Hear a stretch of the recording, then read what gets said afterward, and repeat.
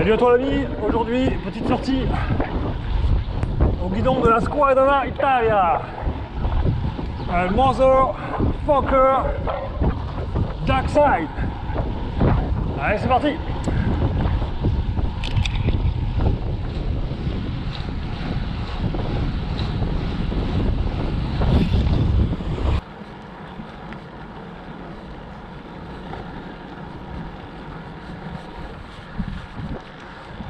Il est vif le truc, hein. À peine tu bouges, le truc il part, hein. Il est stable, mais tout à l'heure même en tournant la tête, le vélo il a fait comme ça. Il est très très vif.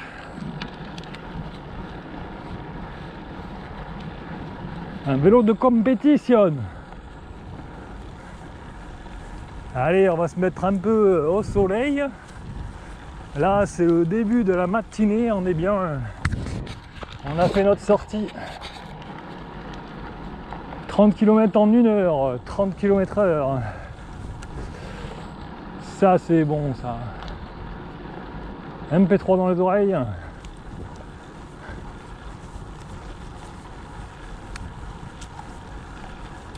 Allez, je vais faire des plans de ce bestiau. Vraiment c'est rapace là. Une belle buse ça. Allez. On va se mettre là. Allez, je te remontre le bestiau. Un Mother modèle Dark Side. Je sais pas si tu arrives à voir. Donc là, il est tout équipé dans ma version entraînement. Donc avec des pneus Pro Race Michelin. Service course, je sais pas combien ils pèsent, mais ils sont super légers. Bon, les chambres à air, c'est du classique. Des roues full chrome, Racing 3, rayon aéro, c'est du Campagnolo. Les freins, il faut que je vois parce qu'ils sont pas très mordants. Peut-être qu'ils ont un petit souci, c'est peut-être les jantes, je sais pas. Enfin, surtout l'avant. Bon, les freins, c'est de la récup, hein. Les pneus, c'est de la récup, hein, tu vois. J'ai transmission 10 vitesses x2 en Campagnolo Chorus. Chorus, c'est juste avant le record, et après le record tu as le super record. Donc franchement c'est nickel, ça passe super bien. Double plateau en 53-39, pédalier Stronglight. Je reviens un petit peu sur les vitesses Shimano Chorus. Moi j'ai pas trop touché le vélo, mais là c'est pour les descendre et là c'est pour les monter. Et du coup ce qui est bien, c'est que contrairement au Campagnolo Veloce, l'autre groupe que j'ai, là j'ai tous les groupes, hein, je les ai tous, hein, record, super record, je les ai pratiquement tous essayés, vintage, un petit peu plus récents, les hyper récents, les derniers électroniques, je les ai jamais testés, ça m'intéresse absolument pas. Mais voilà, l'avantage c'est que celui-là tu peux descendre, tu peux monter à la volée, donc tu vas monter plusieurs pignons.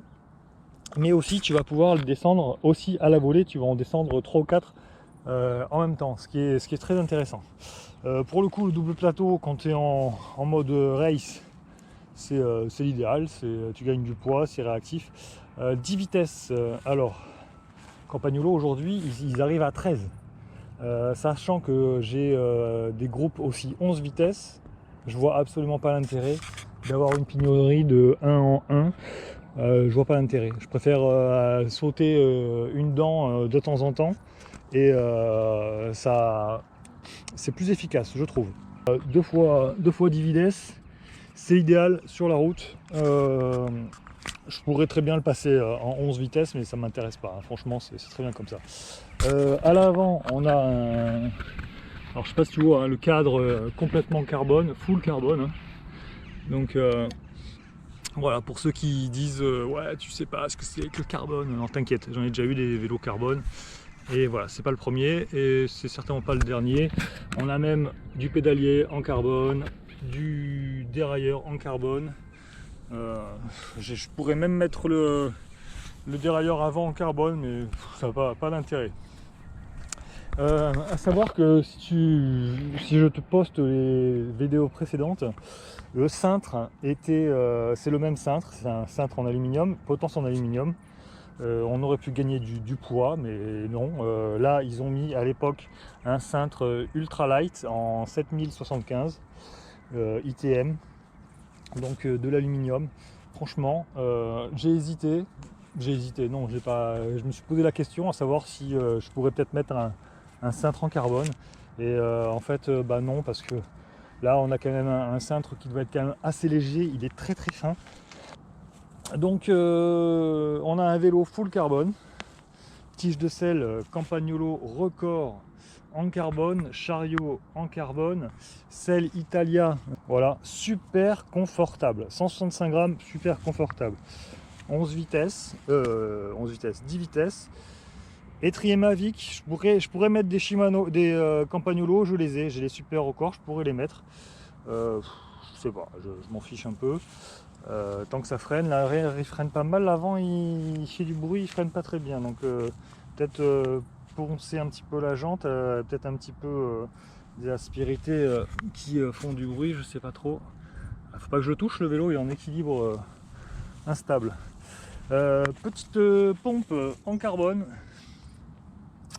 petit compteur en carbone, là, un petit compteur Garmin, je sais pas si tu as vu. Et puis voilà, hein, donc un joli bestiau qui fait 8 kg.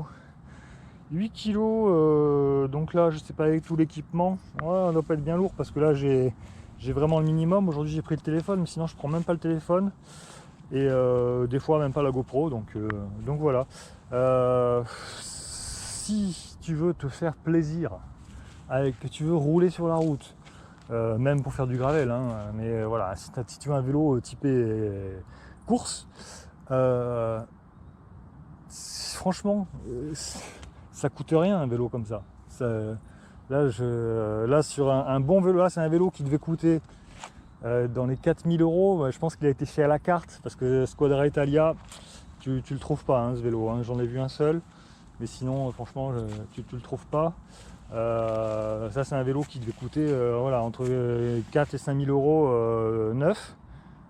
Un vélo entretenu comme ça, tu l'as à moins de 1000 € quoi. Voilà, donc tu roules à 30. Là j'ai fait une sortie de 30 km, je l'ai fait à 30 km/h. La dernière fois je l'ai fait à 32 avec 150 mètres de dénivelé. Voilà. Donc si tu veux te faire plaisir, pas la peine de te ruiner. Voilà mon ami. Je pense avoir fait le tour.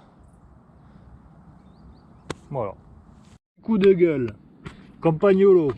Il y en a qui critiquent. Ils savent pas pourquoi ils critiquent. Moi je peux te dire que sur tous tes dérailleurs Campagnolo, tes vis là, c'est de la merde. Ok. Ça, on a de la chance, c'est pas rouillé. Je pense que tu t'es amélioré parce que dans le temps, c'est pareil. Ça, c'était de la grosse daube. Ça, c'est un truc qui est de 2010. J'ai réparé dernièrement, je viens de le voir parce que là, j'ai pas touché, il était réglé le derrière. Mais bon, je vais voir. J'ai réparé dernièrement un super record. Les deux vis, pareil. Il y en a une qui était complètement grippée à l'intérieur. J'ai réussi à la sortir par miracle. Et je l'ai réparé avec des vis récupérées sur un Shimano Altus de 1970. Donc Campagnolo, tu fais des économies là, c'est quoi? Des petites vis, tu vas chez Shimano et ils en ont des bonnes, hein.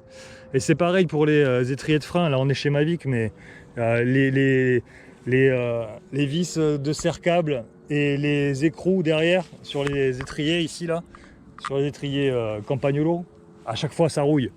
Pas à comprendre qu'ils fassent des économies sur des pièces aussi. Enfin voilà, c'est chiant une fois que ta vis elle est foirée, qu'elle est bloquée dans ton derrière, tu le jettes le derrière. Donc je comprends pas pourquoi ils font des économies de bout de chandelle comme ça sur des petits trucs. C'est les petits détails qui font la qualité, hein. Et pour moi ça c'est inacceptable. C'est des choses que tu payes un bras et au final t'as pas la qualité. te dis, j'ai récupéré les vis, et là je vais faire pareil, hein, je vais être obligé de changer les vis. Je vais les récupérer sur un dérailleur, hein, mais je vais les prendre sur un dérailleur Shimano certainement, hein, parce que ça bouge pas, c'est tout quoi. Tu peux dire ce que tu veux. Tu peux rouler avec un Shimano, machin, ça bouge pas. Et là, le truc, les vis elles sont bouffées. Ça va que j'ai pas de problème en butée, qu'il est bien réglé. Mais le jour où je vais vouloir les toucher, les vis, ça va être l'enfer. Là, je vais juste mettre du déripant pour laisser agir. Et je vais pas les toucher parce que c'est bien réglé, mais c'est pas normal. C'est pas normal, t'achètes un truc hors de prix, du carbone, titanium, et t'es pas foutu de mettre des vis qui tiennent la route. Allez, ciao les amis!